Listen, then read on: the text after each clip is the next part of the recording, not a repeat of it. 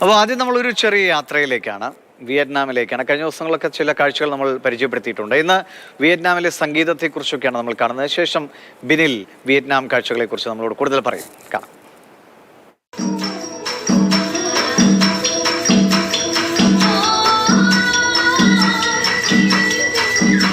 ഹ്യൂവെ പട്ടണത്തിലെ ഒരു റെസ്റ്റോറൻറ്റിലാണ് ഈ സംഗീത ബാൻഡിനെ കണ്ടത്. സഞ്ചാരികളെ തങ്ങളുടെ പാരമ്പര്യ സംഗീതം പരിചയപ്പെടുത്തുകയാണ് അവർ.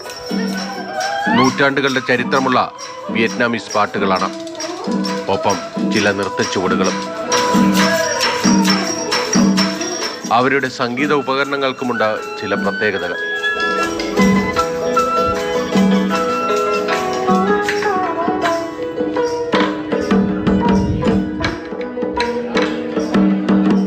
Vietnamese special musical instrument we call dang bầu, one string.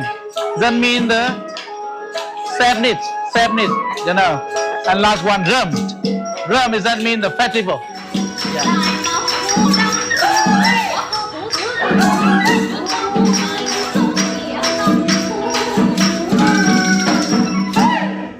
തെക്കൻ വിയറ്റ്നാമിൽ നിന്ന് പഴയ ഏകാധിപത്യത്തിന്റെ ഓർമ്മകൾ മാഞ്ഞു തുടങ്ങിയിട്ടുണ്ട്.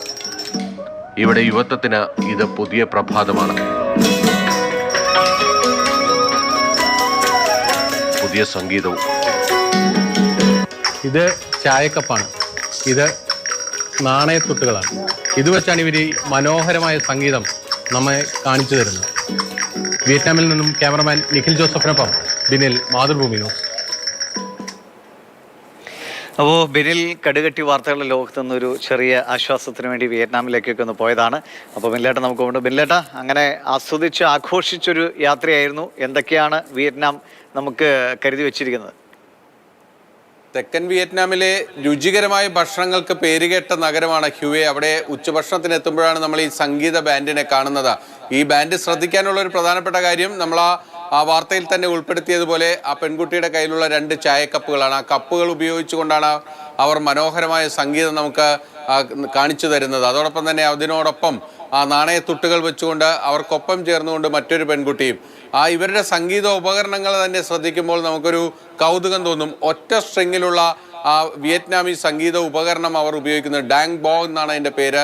അതോടൊപ്പം തന്നെ മറ്റ് ഡ്രംസ് പോലുള്ള നമ്മുടെ സാധാരണ നമുക്ക് പരിചിതമായ മറ്റ് സംഗീത ഉപകരണങ്ങളും ഒക്കെ തന്നെയുണ്ട്. ഒരു 6 പേർ ചേർന്ന് ഒരു മനോഹരമായ ഒരു പാട്ടും നൃത്തവും ഒക്കെയാണ് അവർ അവതരിപ്പിക്കുന്നത്. ടൂറിസ്റ്റുകൾക്ക് മുന്നിൽ അവരുടെ സംഗീതം, പാരമ്പര്യ സംഗീതമൊക്കെ തന്നെ പരിചയപ്പെടുത്തുകയാണ്. അവരെങ്ങനെയാണ് അവരുടെ ടൂറിസത്തെ കൃത്യമായും മാർക്കറ്റ് ചെയ്യുന്നതെന്ന് നമുക്കിതിലൂടെയൊക്കെ കാണാൻ കഴിയും. അവരുടെ പരമ്പരാഗത സംഗീതത്തെ വിദേശ വിനോദസഞ്ചാരികൾക്ക് മുന്നിൽ അവതരിപ്പിച്ചുകൊണ്ട് അവർ ആ സംഗീതത്തിനൊപ്പം തന്നെ അവരുടെ ടൂറിസം കൂടി വളർച്ചയ്ക്ക് ഇത് ഉപയോഗിക്കുന്നു എന്നതാണ് നമുക്കിതിൽ നിന്ന് കാണാൻ കഴിയുന്നത്. ശരിയാണ് ബിനിലേട്ട. ഒരുപക്ഷെ പലതും നമുക്കും പഠിക്കാനുണ്ടാകും. നമ്മളും നമ്മുടെ ഇപ്പോൾ കലാമണ്ഡലവും ഒക്കെയായി ബന്ധപ്പെട്ട ടൂറിസം സർക്യൂട്ടുകളൊക്കെ ഉണ്ടെങ്കിലും കൂടുതൽ നമുക്കും സാധ്യതകളുണ്ട് എന്ന് കൂടി നമ്മളെ പഠിപ്പിക്കുന്നുണ്ട് വിയറ്റ്നാം.